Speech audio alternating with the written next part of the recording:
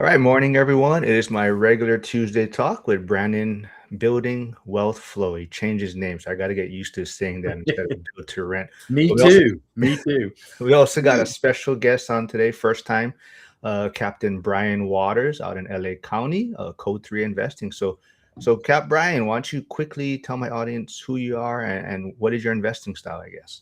Yeah, first off, thank you. It's honestly an honor to share the mic with these two fine gentlemen this morning. Happy Tuesday, everyone who's listening. My name is Brian Waters. I am a fire captain for Los Angeles County Fire Department. Live out in Southern California. For those who don't know where Los Angeles County is, I started my investment journey about 4 years ago now, and since then, I've kind of just launched that trajectory. I've scaled from 0 to 17 rental properties. Most of them are out of state, and so because I have a bunch of nosy firemen around me, they all wanted to learn how, and that started the inception of Code 3 Invest, which is a first responder community learning to do the same thing that I'm doing. So pretty proud of that, and I've been following both of these guys for a long time. Learned a lot from them, so it's pretty cool to be here with you guys. Thank you for having me. So if anyone wants to check out Code 3 Investing or Brian, there is some of his social media handles in the chat. Also, Brandon, even though he changed his YouTube handle, it is still the same link to his channel. So his channel is also there. So go subscribe. And yeah, let's dig into this. So Brandon had a big post in our school community, and it was talking about the power of saying no, right? So Brandon, why Yeah. don't you maybe start us off with that? Like, where did that post come from and the thought behind that? Well, I thought the post came from an actual situation that happened last week, but then it was also from a discussion we've had in video from a post that Frank had of choosing one great purchase versus four okays.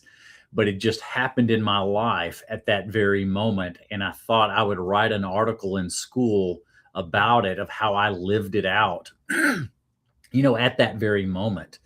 So that's kind of the nature of it. I had a good friend that presented me with a opportunity to purchase a property. This was a distressed pre-foreclosure sale. So those are things a lot of people look for.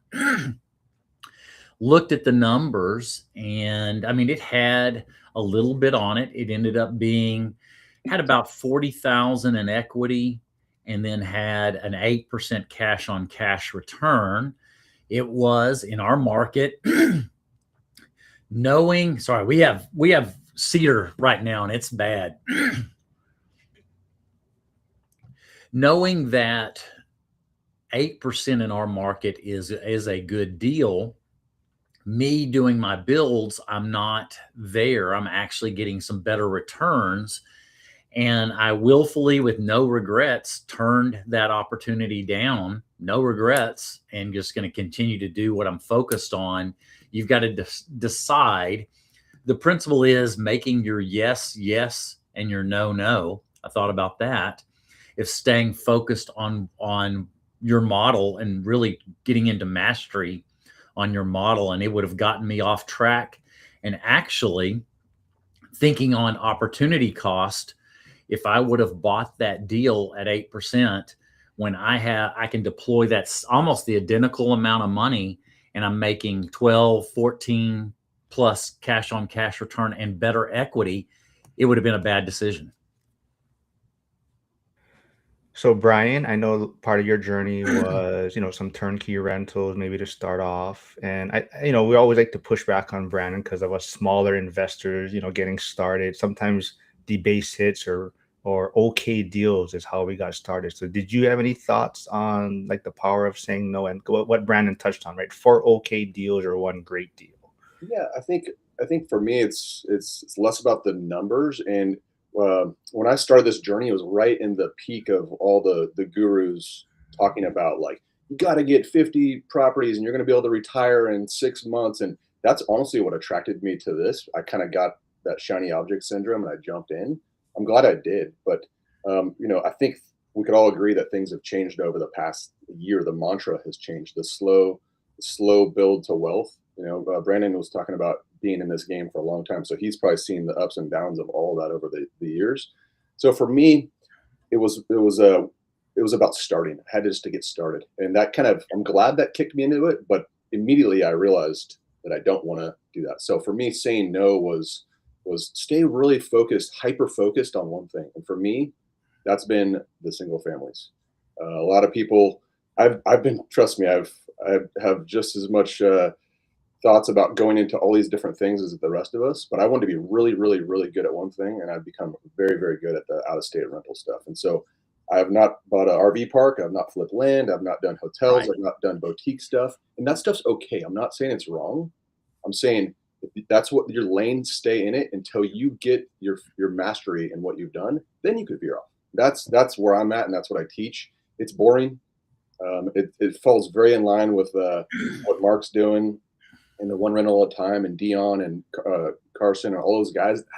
You guys have slowed me down a bit, and I'm grateful for that. But that's my thoughts, guys. So like, but the biggest thing is you have to start. So whatever it is you want to do, just start, and then get into what Brandon's talking about. Like, make sure you say no to bad deals and only to good ones, but stay in your buy box. Yeah, if I didn't have money to deploy that I can get a better return, I probably would have considered it that much more. But I've got my model of the build to rent, and I'm making great returns there. It's not like it was something somebody shouldn't do. It just wasn't good for me, and I was living it out on, in real time off of a discussion we've had before. For me, that was not the right decision. It could have been for others. It might have been a good decision for them. It just wasn't for me. I'm looking at opportunity cost. I already have a lane to deploy that exact same capital. I wish I had infinite capital. Maybe I would have done it. I had infinite capital, but I don't. And so I've got to deploy it where it's used the best. Yeah. So I want to go back to Brady's comment here. And I think, when you're first starting, right, we're probably all limited in capital, right? So I can see, so Brady is saying if your capital is limited, you got to be thoughtful about where you place it. But I kind of look at that also twofold, is where you're just getting started. You probably do have limited capital. So at the same time, how great of a deals can you find when you're kind of limited in the beginning of your journey, right? So that's kind of where my thought process is coming from, more of the person first getting started, right? So that Cap Brian, I would say maybe the beginning of yours, right? A lot of them were turnkey, you said, right? So were they home run deals, you would say now? Like, if you were to look back on it now when you first started, are those home run deals, or just to get you on base?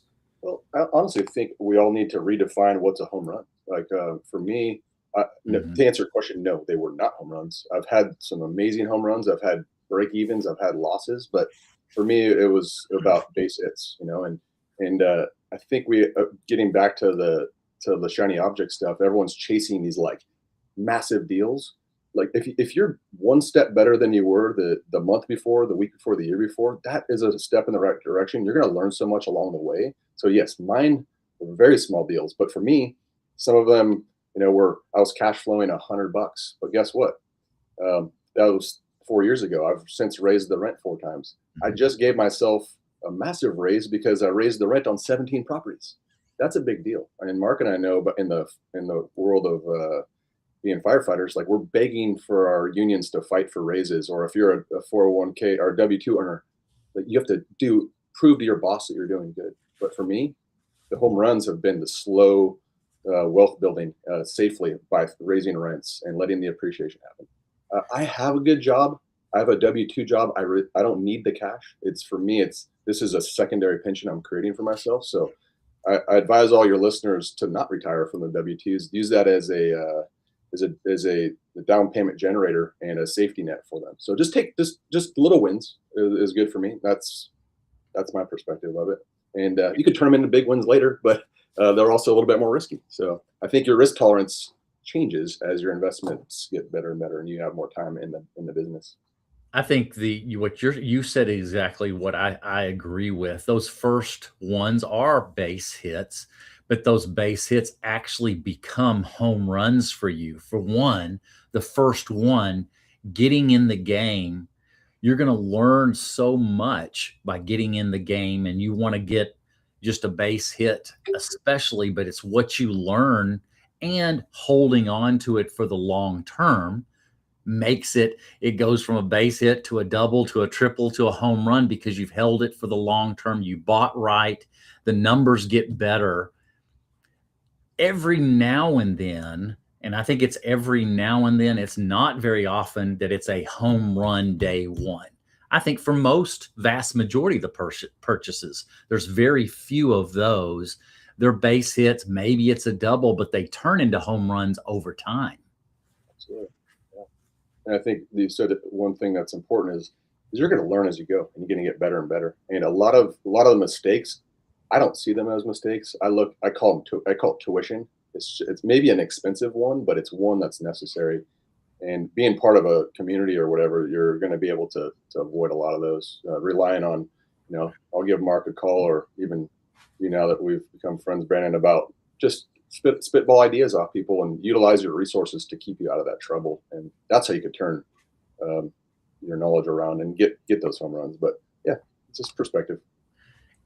And even over for all of us, as we've got, let's just say it's multiple doors, we are evaluating doors all the time, evaluating opportunities, and we're turning down ones that don't meet our criteria. And what I see as you've spent more time in it and owning them, your criteria gets better to a better return. And that's all this situation was. I'm in it a little further, and the criteria, I had raised my criteria a little bit because my returns were getting better. When we first get in, let's keep it in our group the way we think. It's a cash flowing deal. Let's say it's cash flowing $100. Well, we are turning down break even and negative cash flow. Then we get multiple 100s. Now we're looking for stuff that's $150 cash flow or better. We're constantly holding our money accountable as we gain more experience, and we know how to evaluate them that much more. We know all the pitfalls because we've learned them. We've learned that tuition, that cost of education. We've learned the pitfalls of what to turn away. Yeah, and one thing you said that I love too is you can't look at these in an emotional aspect. Like when my wife and I are going to pick out granite for my primary, of course you got to love it, but you got to realize what we're buying out in these different states, or even in your home state. You don't need to like it. The tenant needs to like it. You need to make it market specific. But I see a lot of people, and this is where no comes back into the story. Say no to deals that are emotional. If they're tugging at your heartstrings, but the deal does not work, walk away. I also call my properties ATM machines. I don't really care what they look like. I make sure they look nice, and I'm a very good landlord and I have good quality products, but I don't need to fall in love with the color of the material. So just walk away from the emotional stuff. People will try to be those spreadsheet millionaires where they're going to make up something work because they want it to work. I've become a data dork because math is the answer here. If it does not pencil conservatively, it does not work, and you need to say a big fat no.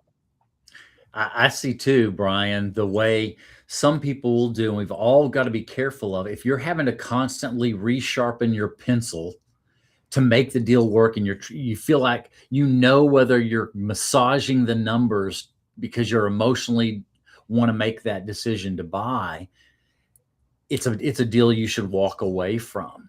And one of Marc has talked to me about my 10 commandments that I put out about a month ago. Commandment number 3 is thou shalt not bear false witness against thyself. If you're putting together numbers and you're trying to massage those numbers to creating either expenses that are ideal, ideal, and it has to go perfect, it's not the right deal. You need to be, what you said, very conservative on those numbers. That decision, if it's conservative numbers and it's a great deal, that is definitely one to highly consider because you're being realistic in all the numbers. Yeah, and I think when you bringing emotion back into this, there's another side of the emotion that causes a lot of investors to fail. I think that's when stuff goes wrong. You have to understand stuff will go wrong, right? And so it's how you handle the adversity. And one reason why I love working with first responders is we go out and fix people's problems every day. We can't go to parade rest and say, sorry, I'm not going to fix your house is on fire. I don't know what to do. We figure it out. So I advise everyone just to have the perspective. There will be bad stuff that happens, not to scare you, but be prepared for that and pull up your big boy pants and your big girl pants and just deal with it. Don't let the emotion bring you down. Learn from it and plan for it. Plan for it when you're doing your numbers. It's kind of like a car. You will have to get an oil change, and if you get an oil change, you're like, dang it, I hate cars. No, you fix it, you move on. But you got to set yourself up the best way possible. But this is a mental game more than, just as much as it is a numbers game. So if you have to have that perspective going into it, and I think those are the successful investors when they realize stuff bad. Like I've had some terrible stuff happen, but it's how you look at it. I'm like, okay, move on. How do I fix it? There's a way to fix everything, and it's by pulling with people like all your listeners and the three of us and the communities we're in. We all could solve it. I guarantee there's a way to solve every problem. So don't let the emotion get to you on either end of that spectrum. Yeah, in your numbers, you should put in the numbers that that project or that purchase is going to go sideways. Mm-hmm. That should be part of your planning. It's not an if something's going to go sideways, it's when. And you should put that in the projections. And sometimes you can put multiple scenarios going sideways. So you have backup after backup after backup plan. You're pretty then protected and secure on that decision. I see Tyler tuning in. He was on Friday, so he's from First Responder Financial Freedom. He was, I think, Brian was on a guest that podcast about a year ago. Brian was also on BiggerPockets recently, maybe about a month and a half ago or so. Yeah, but Tyler's saying good no's are better than bad yes. Shout out to Tyler, LA County Fire Department. Has he gone to one of your seminars? I saw your crew at your station put out a post about a seminar of Brian's financial. Real funny, guys. Real funny. Apparently, I talk about real estate so much that as I walked into the station at 7 a.m., they put a bunch of signs saying Brian's financial real estate conference at 8 a.m. sold out. That's why I love the fire service. Hey, the jokes on all them. Let's see here. Did I see any other before we can dig in? I saw Brady, who's coming out a book, should be shortly this year. Says completely agree, Brian. A great deal is not necessarily the one with the highest cash flow or the most equity. It's the one that keeps you on your path and gets you closer to the end goal. So maybe on that point too, you're talking about your career in the firehouse, a pension. What is your end goal for this? Yeah, I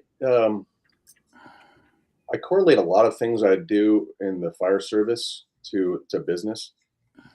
Having contingency plans, training. There's so many things. But for me, when I was in Hawaii out there, I was a medevac pilot, and I got hired. Then I moved on to just a little backstory. I moved on to be a commercial airline pilot right when they changed the retirement age to 65. So I got in at the worst and the best time, but I ended up getting laid off from the passion of flying planes. It's all I ever wanted to do. I didn't know anything else, and luckily I stumbled. I got laid off because I ended up at LA County Fire, but I got hired late. And so for those of you who know anything about the fire service, you have to work 30 years in order to get your full pension and retirement. It's a very mentally straining job, very physically straining job. There's a lot of stuff we see that the normal people don't. And so I don't want to work till I'm 63. I don't know if mentally and physically I would be able to even do it. So I think at 33, I woke up with like an anxiety attack in the middle of the night. I'm like, what's my plan? Right. I did what every typical young guy does is listen to your stupid buddies at the fire station. And I started dabbling in, I think I bought an underwater mining stock or something stupid. I lost a bunch of money, and I was like, okay, I just had twin boys. I'm married. Brian needs to grow up. And so I looked around my circle of people and that I knew, and the most common thing that the wealthy had the thing that most wealthy people had in common was real estate. So I was like, okay, I have to do this. So I jumped into a community. I paid to be in it, which I highly encourage people to find their tribe, and it's super important to do. And I bought a property in California, and then I realized I have no more money because California is very expensive. So, without going super into detail, I started investing out of state. The prices were much cheaper for someone making an income in California, and I scaled my portfolio way up. So for me, I kind of have three exit plans. One's going to be the Chad Carson method, which is going to be, as I get a bunch of properties and time happens, I'll probably pay off, 4 or 5 of those, because when I retire early, my pension is going to be smaller. So that's going to bridge the gap there for me, right? The other two is I might just continue, I call it equity milling, but I'm going to do cash out refinances and stack them every year or two and just keep pulling the money out there. Everyone should know this that's listening. Cash out refinances are tax free. So that's going to be a thing. And then recently I've really thought about this a lot because I am doing the BRRRR process. I've raised a couple $1 million in private money. I really understand that world. I'm going to refinance a bunch of my properties and find a younger version of myself, and I'm going to become a private lender. And I'm going to probably mentor those guys on the way, but I know so much about how to do that I could feel comfortable that I'm not getting screwed over. But that's going to, so somewhere, somewhat combination of that. I'm not going to quit my job yet, but I'm on track, and I'm very proud of this, to retire 10 years early from the fire service. So that's pretty darn cool. Pretty excited about that. And we have another clown from here, another firefighter, Aaron Foster from First Responder Financial Freedom, tuning in. You can read his comment right there. But there was somebody from Brannon's channel made a comment. Hold on, Luke Howard. I am nearing enough cash to buy my first property, but I am afraid to pull the trigger. Brannon, do you have any advice? Not advice then, but what would you do in his situation? If you've run the numbers correct, the only way you're going to learn is you've got to pull the trigger. There's only so far you can get without being a participant. There's only so much you can learn being a spectator, and it's making sure you've got your numbers right. Also have a couple of, at least 1 or 2 backups if you didn't have something right on the numbers. But if all of that lines up, the next step, you have to pull the trigger. There is no other option. You just waiting. And I've talked to people. I've been in real estate now I'm pushing 16 years. I don't know how many hundreds of times I've heard people say, I'm waiting for real estate to go down. I have heard it from 2011 till today. I'm going to wait till real estate goes down. And what has happened in 16 years? Brian, any? Yeah, I get that all the time. I get it's risky. Now's not a good time. I'm going to probably say something that a lot of people will either agree with or they're going to hate me for it. But I want the rates to stay where they're at right now. I really do. I want them to stay until I get to my target. And that's just me being selfish, but I mean that. There's not a ton of competition out there, and for those to say that there are no deals, there are so many deals. So if you could, I've been buying all 17 of my properties that I bought are in the 7s and 8s, but for me, they still cash flowing because I'm going back to what we've talked about earlier. I know how to run the numbers. I know how to make the deal work. I say no to bad deals, and you know what's going to happen when the rates drop. The prices are going to go up.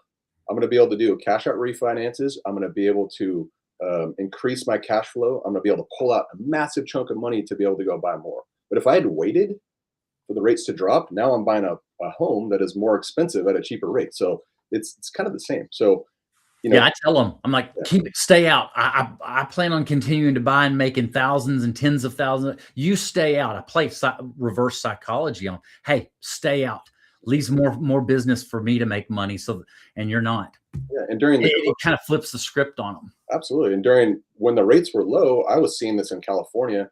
I was looking to buy my first rental during right when COVID kicked off. People were in California. People were paying $200,000 over asking because the money was cheap. And so that's crazy. Those are the people who got underwater. But yeah, I would say I don't do a lot of politics stuff. I don't care too much about that. I'm going to buy in every market and keep doing it and just keep the horse blinders on to my strategy. But yeah, for those waiting, please don't jump in. Yeah. You said it. What if it's cash flowing at 8% mortgages? What is it going to be when it's at 5.5? I will double my whole portfolio in a heartbeat, and that's what people think because I have a lot of clients. They're waiting. 2 years go by, and they're like they haven't done anything. In the meantime, they're sitting on a pile of cash that's making nothing, and they haven't moved the needle. So I get that it's scary, but so is working for the next 40 years. So that's my opinion. I know, Brian, earlier you touched on, finding your tribe or getting around the right community. But Jen Tam is here, and you actually met her at Thatch Gwynn's event in California. So she says, "Oh, wow, Brian's on. I want to be like Brian when I grow up. This man has great energy and is super inspiring. You want to be in circles with him. He will push you to keep going." Yeah. Jen, thank you so much. I appreciate that. We had a good lunch together, and yeah, I met her at the Thatch New Win thing. The crazy part is there was another guy there, and Thatch was giving his speech, and a guy totally passed out. And so I went over to help him out, and I look up, and there's this like gnarly looking mustache dude. I'm like, "Hey, what fire department do you work for?" And the two of us helped that guy out, and I'm just telling you that because it was crazy. Like Thatch was super cool. I got a free sweatshirt out of it. It was amazing. But Jen, thanks for that. I really appreciate it. It was good to get to know you guys. And yeah, I'm not here to push people into my tribe. Just find your people. It doesn't matter who it is, and make sure the people that you're in their community have done what you want to do, and are going to be available for you to teach you the strategies and keep you out of trouble. Real quick, I had one just to put this to bed. I had a fireman buddy. He's like, we're talking about joining communities, and he's like, "I can do this on my own. I'm going to go to YouTube University." I'm like, "Good. I wish you luck. I think you could learn a lot on your own." So he goes out and buys a place in Texas, actually, Brannon, and a triplex. Did not get an inspection on it.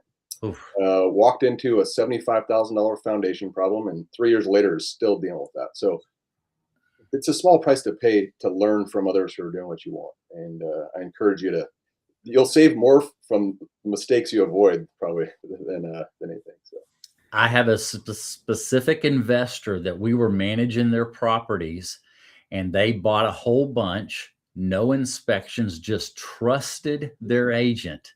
Well, their agent was getting a paycheck. They had a vested interest in getting that person to keep buying, and they bought so many with multiples with no inspection.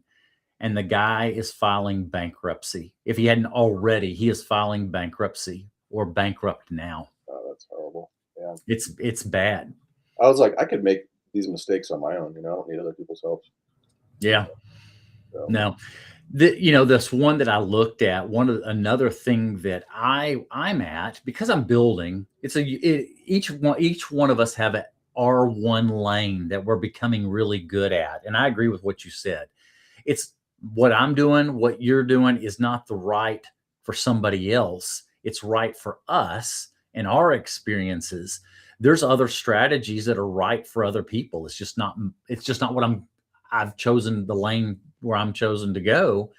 But this one, because it was a resale, it had, and I'm thinking, okay, it's a pre-foreclosure. So how much deferred maintenance is there? That was another thing. I kept thinking it's going to have deferred maintenance. And I was already down to the number of complete break even to paying off the mortgage. How much deferred maintenance is all the unknowns for me on the new side. I feel like I know the numbers that much more because there's less unknown for me. And maybe what you're doing, you've got it dialed in. There's so much. It's after you've gotten that experience, you have less unknowns. And this one, I just thought there was quite a few unknowns that I'm not willing to deal with. Absolutely. We probably do pretty similar stuff. What I teach personally, and this is again not one of those massive equity builders. It's just it's a get your feet wet strategy for newbies. is the turnkey method. And there's turnkey providers all over the country. Some really good, there's some horrible ones. But for those that don't know what that is, that's how I bought a big chunk of my first ones. And literally, these companies will go out there. They have their own wholesale teams. They'll knock on doors. They'll cold call, stuff that we don't want to do. They're going to find the property. They're the subject matter expert in that area. They're going to take their own construction team, fix it up very nicely. New roofs, new water heaters, new HVACs, new flooring, new toilets, everything. All the CapEx items are going to be deferred for way down the line. Then they take their professional team, find a vetted tenant, move that tenant into place, sign a lease with the numbers. And this is really important, you guys. How do you know when you're running your numbers if a property is going to pencil out if you don't know what the rent is going to be? So a lot of us speculate, and you'll look at, hey, I could probably get 1,800, but maybe 12. If you have a lease signed already, it is a guarantee, unless they get evicted, that you know the numbers for that area. So you can go backwards and pencil it all in. I still put money away for vacancies and maintenance, even though it's brand new. But we literally bring the down payment to these people. They hand us the keys, not literally, but they hand you they turn it over. That very next month, you have a renter coming in. You're still going to learn a lot. You're going to learn the process of analyzing and bookkeeping and dealing with property managers. But for out-of-state investors who are busy like myself, like I was on the Eaton fire, which is those massive fires in California, for 3 weeks. Imagine me trying to do all that myself. I can't. So this is great for people who are busy, or even those super moms that are running kids all over the place and don't want to do it. And then what I do later is I graduate everyone that's into 1 or 2 of those, and they run out of capital. So they're like, now what? Well, now you understand the game. Let's get you into the BRRRR stuff. And so it's a very easy step up for them. And some people continue doing the turnkeys or mix and match or whatever. And I think it's just a good newbie strategy. But the part that I like that you said, Brannon, was you're getting these newer construction that have all the CapEx items that are going to be good for a long time. You have to have a good product to rent, because the fastest way to get rid of a renter is to have a bad property. Don't be a slumlord. Treat your tenants well, have good product, and they're going to continue renting from you. And it's going to be less headache for you, because they're not going to be someone trying to call you every day. And that's why it drives me crazy when people are like, oh, I found this awesome property. It's, the turnkey ones are, let's say, 175. I found this one for 110. I'm like, great. And then you look at it and you're like, okay, there's a hoarder living there. How much is it going to cost you? Do we need a new sewer line? Do we need a new HVAC system?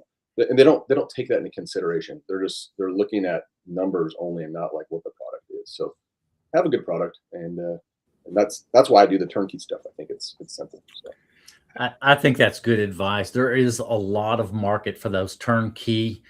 The other thing that I'm thinking about, and you kind of touched on it, we're starting to compete with more and more build to rent communities at that level of condition. And we've got to be thinking about what is our competition in our area. I know here in the South, and especially in Fort Worth area where I'm at, there are tens of thousands of doors now that are build to rent communities. And that's who I'm competing against now in my area.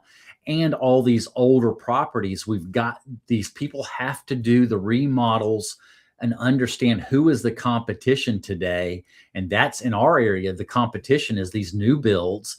But I'm thinking about even those new builds. Are my new builds similar in price, but done better? Because I see all these new builds with, let's just say, alpha shelving. And they've got all these new builds, and I'm not going to name builders, but they're doing them as cheap as possible. Single seat sink in the master, alpha shelving. It's the inserts where I'm priced at the same price point they are on rent, but I've got built-in shelving, wood shelving. I've got tiled shower. I've got tile backsplash. It's all those little things. If we're going to compete apples to apples, I've got to beat them at the same game. And that's what I'm thinking about that. But I also think on the resale, you've got to understand that market, because there's a lot of markets now that have these build to rent communities, and that's who you're competing against. I do see a question coming through. So Nicole is asking, what do y'all think about using Rome for assumable mortgages? So Rome has been on Zuber's channel a few times, talking about their business and assumable mortgages. Haven't either of you done assumable mortgages or looked into Rome?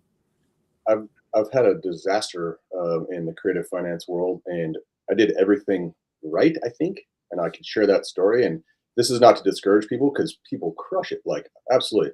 Again, this is I I got out of my lane of what I know because of the shiny object, and this was the turning point of me saying, Brian, don't do that again. So um, I did a seller finance project. There was this couple that was they were in their like mid 90s, and so I ended up they had a great interest rate on it. Ended up taking over the loan. This was through Rocket Mortgage. They're very strict, Rocket Mortgage is, and so what happened was I did everything right. I put it into a trust for the three of us. I took over their mortgage. I was the title got transferred over to me. I'm like, sweet, I own the house. I'm making the payments. I had their login information to Rocket Mortgage, and I was paying the loan that way. And I believe I'm doing it right. I know there's people probably that critique the way I did it, but I had some help doing this. But what happened was um, there was a there was a hiccup with the insurance. And for those of you who don't know, if you don't renew your insurance, it wasn't escrowed. That was my problem. So if it doesn't get renewed, the mortgage company is going to go find insurance because they want to be insured. And so all of a sudden, I went from 1,200 insurance to 3,800, and I was like, oh, that's a big deal. Like now I'm underwater. So the unfortunate part is the seller, who a lot of these creative finance sellers tend to be older people. No, they didn't even know how to log in to this thing because they're a little bit older, and the technology is they didn't use that stuff a lot. So um, he gave me the login stuff. I tried to make some calls. They record calls, and turns out they're like, well, you're not the actual person. You're not Charles. You're Brian. And so it kicked into the situation where they said, you know what, you have to either refinance or sell in the next 30 days, or we're going to foreclose on your house. And I was like, that was probably the scariest moment of my investing career. And so luckily I was able to refinance. My rate went way up. That was ended up being not a good deal, but that stuff does happen. They called the note due is what they call it. And I kind of decided, hey, Brian, you're not great at this. And it probably was my fault. But the point is, I just I want more control. I want to be in charge of it all. And I didn't want to have to rely on it was a disaster. So I don't do them anymore. And for those of you who do, good for you. I think there's some opportunities there, but I stay in my lane. Back to saying no, I say no to creative finance personally. So, Well, Brian, you're bringing up something part of that subject too, yeah. and that is some of the conversation going on right now. These lenders are more apt to do exactly what had happened to you when the rates are higher.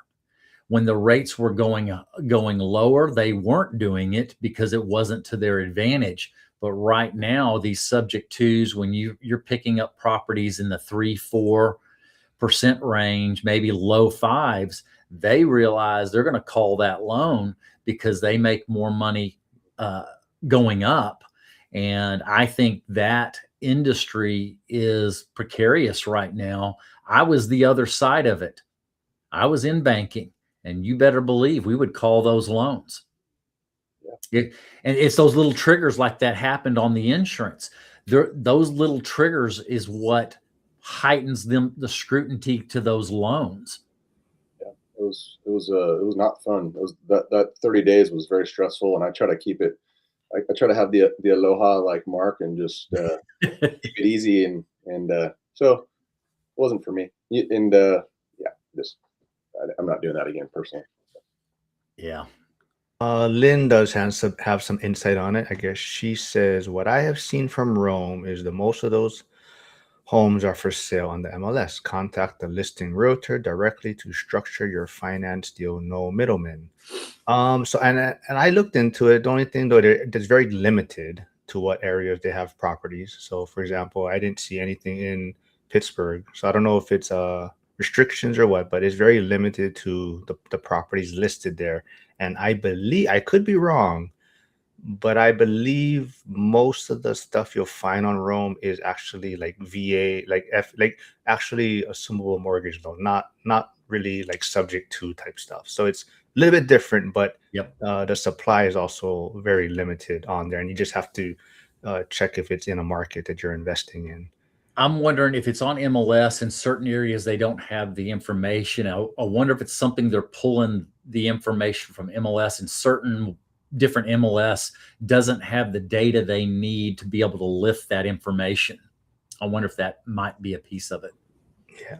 Let's see anything. Any other question? I see Chris Webb flaking out on the Vegas event. Possibly he just moved to Idaho, so he's dealing with some things. Looks like. Jen is asking because you kind of touched on it, Brian.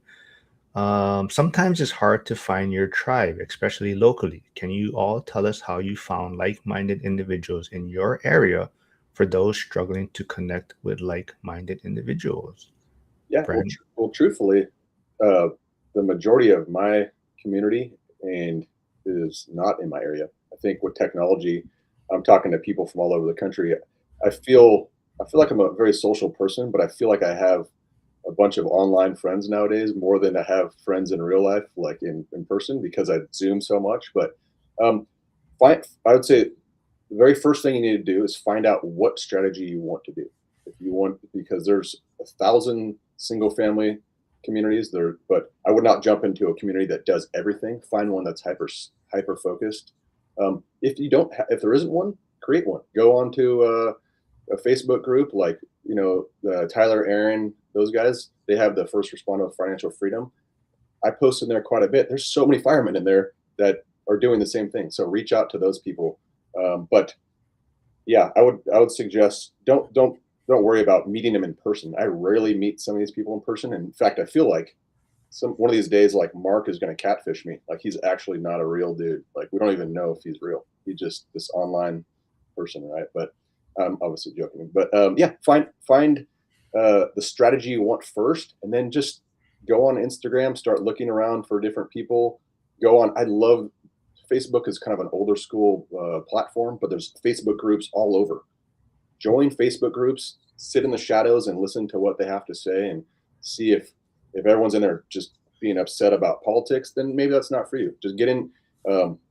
There's a three on this call, like the one rental at a time. It's fantastic. Like I listen to them every single day, even though I have my own community. I love that community, so I still learn from them. I'm in multiple communities, to be honest, because I just love this stuff so much. But hopefully that answers your question, Jen. And yeah, I've met you. You're very outgoing. You'll find your people. I guarantee it. Brandon, any thoughts?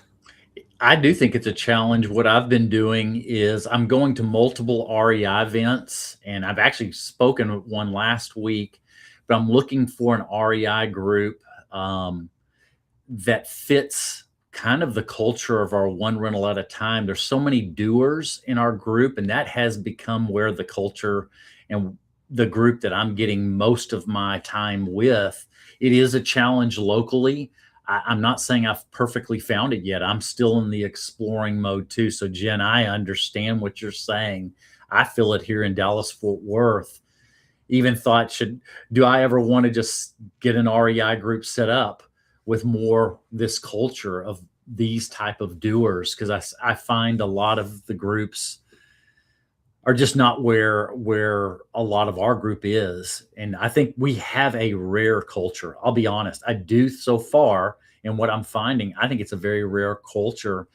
There's an REI group here locally. It's just a lead funnel. That's what I've found. A lot of these REI groups, whoever starts them, it's really a lead funnel for them. And it's very, I call it selfish type of system, as what I've seen. Or they're trying to sell this special coaching group that there's one here in DFW. You have to pay $25,000. You can think of that, $25,000 to be in their little elite group. And it's really just a lead funnel for that. So it's just hard. This group here comes from a bunch of givers and doers, and it's a rare thing. Yeah, and I could piggyback on that a little bit too. I've been in groups where I've paid, $10,000, $15,000 to be in, and I think the one problem with that is is that there's so many people. There'd be thousands of people in the group. So like imagine this Zoom call that we're on, and there's like you can barely see. There's just little windows everywhere.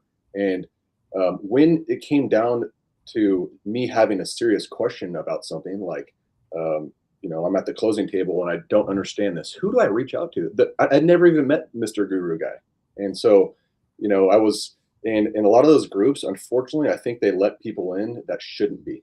So I think not everyone's ready for this. I think if you're charging someone $15,000 that barely can afford their car payment, it's probably they're not quite there yet. I'm not saying that everyone can't do this, but I feel bad for those people. So find a group that you're going to be able to get the answers from the people when you need them, that communicate really well. Like Zuber has his calls every damn day. He lives and breathes this stuff. And so, find, and he's got a bunch of people that are willing to help those go-givers. And that's kind of what I pride myself on. Like I literally give every person my cell phone number, and I get texts at random times because I want to help them. And I think they deserve that if they're doing that. So make sure when you're doing that, you're not just one of 50,000 people that paid a bunch of money and you've never even seen or met this person that you're doing it with. So a lot of the community is about who's in it too. Right? Oh yeah. And so the three of us, we're pretty much in our lanes, I would say, as far as investing. But Jen has another great question. What keeps you focused and not distracted by shiny object syndrome? I thought I'd be a wholesaler, then a flipper, and the list goes on. And depending on who's on my channel for the day, she's thinking of a new strategy. But how do you guys stay focused, I guess, in your lane? So Brandon, what about you? I was thinking about that with something that Michael has mentioned, and then he recently wrote. The question is, what is your superpower? And I've heard that statement, and I will say, I feel like thinking through life, my superpower has been focus. I've learned that discipline over time. When I was doing sports, I was doing it at a very high level, and I had people asking me, why don't you go to this? I was doing triathlon, so it's swim, bike, and run. And I'd have people asking me, hey, why don't you go to this? You're in that type of shape. Why don't you join a cycling team and get into road racing and all these different concepts? And I'm like, nope, I've got one thing. My goal, it took me 6 years to make Team USA on the triathlon team. And I have an ability to stay hyper focused on one thing to my detriment. My wife thinks I'm crazy sometimes because I get so focused on something, I don't let it go. But that's just something I'm used to doing. Is I've got what I'm doing and very little temptation to do anything else till I think I've mastered it and that I've tapped it out. And I don't know how to describe it, Jen, other than that. And if you do look at most amazing people, and I consider Michael one of those, you'll see a common thread of people doing amazing things. They are generally, most every one of them, they have very good hyper focus. I would say also start with the end in mind. Like set your goals, right? How do you know what you want to do if you don't have that goal to have? So for me, it was get 20 rentals within a 10-year period. And, we talked a little bit about where I'm at with that. So what I recommend is have a very specific buy box. Well, before I get into the buy box thing, one thing that's important is like you have to, Jen, look at what you currently do in your life. And a lot of us are working, right? So do you want another job? Being a wholesaler is a full-time job. Being a property manager is a full-time job. Being a realtor is another job. I'm not going to say that real estate investing is passive. I'll never say that. But I wanted to find the most passive way to do it. And hence why I do out-of-state stuff is because I can't physically go there and drive by the property. Firemen are so type A that I'm going to go buy it if I could. And plus I suck at that stuff. And so, but have a very, very, very, very, very tight buy box all the way down to like pick 3 zip codes, pick square footage of a property that's within 200 square foot of it. Pick 3 bedrooms, 1 bathroom, garage or no garage. If it does not fit in that buy box, I won't even look at it. So when I'm getting these massive amount of deals coming from real estate agents, wholesalers, and I'm on the MLS, there's there's garbage in, garbage out. There's thousands that come my way, but I'm going to analyze the 5, which is going to take me less time. And if out of those 5, they're so specific that I'm also looking for price points and how much rehab needs to be done. And if it doesn't fit that, it dwindles it down more and more. So it's this massive funnel of information that you need to take down into that one little tiny buy box. And if it fits it, I'm making an offer. And if the offer doesn't get accepted, I'm moving on. And it's out of my headspace. And so I think that's the super important thing. I've tried the creative financing stuff. I've thought about wholesaling. I've thought about Airbnbs and flipping motorhomes and doing all those boutique hotels. I've thought about it all, but then I'm like, how much brain space is it going to take to relearn all that stuff when what I'm doing is already working? So it's very hard to stay in your lane, but if you do that, I think you'll be successful. Jen, this is all things you've heard before. So, right, you just got to listen to it, right? Just stop being stubborn, Jen. Hey, we all have the pole left and right, but stay in it. Let's see. How do you know when no is wisdom and when no is just comfort, Brannon? There's no perfect answer to that. That's a subjective thing. I just know from past history that vast majority of my no's are the right decision. If I'm doing what I need to do and I missed an opportunity, I'm not worried about missing an opportunity. So be it. There'll be another opportunity that comes. So why stress out over the no and thinking, oh, I'll never get another opportunity? There's going to be another opportunity if it's the right one to say yes to. I don't stress over the no's because I also know there's going to be another opportunity. I think you do have to, I wouldn't say get out of your comfort zone, but get out of your own way, because you're not going to know it all. I think you need to know the next step in things. So you do have to find a little comfort in being uncomfortable at first. But once you do one thing one time, like the first time I wired $50,000 to out of state for a property, I thought I was going to pass out. I was so nervous, but there are so many systems and processes in real estate.